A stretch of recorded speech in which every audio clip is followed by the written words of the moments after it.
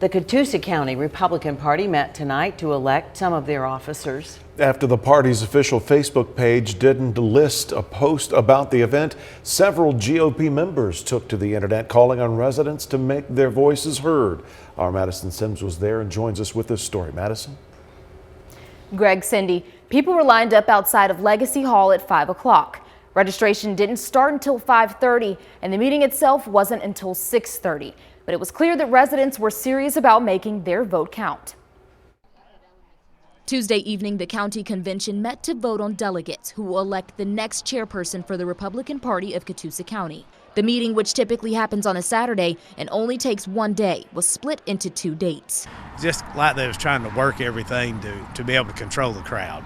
The meeting's location was changed and the date, as well as an ad for the event, was only posted in the local paper. The Catoosa County Board of Commissioners also had a meeting on this day, and Henry says these changes were a deliberate attempt to limit the majority of Republican voters from deciding who will serve on the board.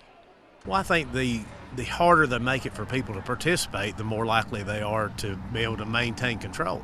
Mayor Nick Millwood accused the Catoosa County Republican Party and Georgia Republican Assembly of trying to steal citizens' political power and, quote, trying to sneak in a meeting to elect their officials with as little notification to the public as possible.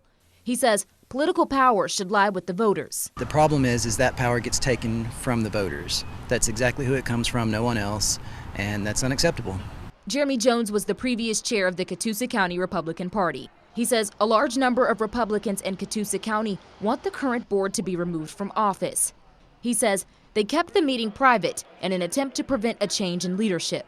I think their whole plan was to tell as few people as possible and hope that they can get just maintain power without having to hear from opposition. Jones says after last year's leadership tried to keep 4 commission candidates off the ballot, he wants to see leaders uphold the people's right to vote. We want a party that works for the people of Catoosa County, not just for the special interest of the 16 or 20 people in their meetings. We reached out to the party but have not gotten a response. We'll keep you updated as the story progresses.